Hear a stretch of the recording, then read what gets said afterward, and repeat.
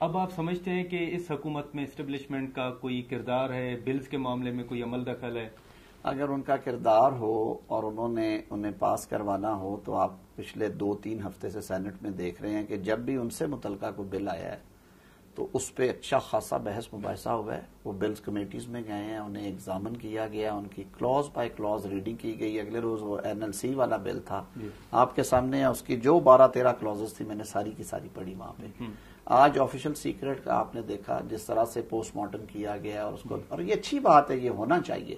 اور میں خود جب بات ہوتی ہے اسٹیک ہولڈرز کے ساتھ جو بل لے کے آتے ہیں، وہ انٹیریئر ہو، وہ منسٹری آف ڈیفینس ہو، وہ جو بھی منسٹری ہو، انٹیریئر والے، اس کو ہم انہیں بتاتے ہیں کہ یہ کسی صورت میں بھی جو آئینی آزادیاں اس سے باہر نہیں جانا چاہیے اور ودن دی کانسٹیٹیوشنل فریم ورک ہو. اور میں یہ بات بڑے یقین سے کہہ رہا ہوں کہ ہم نے پوری احتیاط کی ہے کہ جہاں پہ شخصی آزادیوں کا معاملہ ہے، جہاں تک آئین کی بالادستی کا معاملہ ہے، کوئی ایسی قانون سازی نہ ہو جو کل کو ہمیں جس پہ شرمندگی ہو. ابھی بھی میں آپ کو بتاؤں کہ یہ سارے شور شرابے کے باوجود مکمل مراحل طے ہونے کے بعد، دیکھیں انٹروڈیوس ہونا اور بات ہے، انٹروڈیوس ہوئے ہیں 70-80 بلز اس وقت نیشنل اسمبلی اور قومی اسمبلی اور سینٹ میں ہیں، لیکن جو 16 کے قریب بل ہیں، ٹوٹل 16 کے قریب جو منظور ہو کے صدر مملکت کے پاس گئے ہیں، اس میں سے زیادہ تر انہوں نے دستخط کر دی ہیں.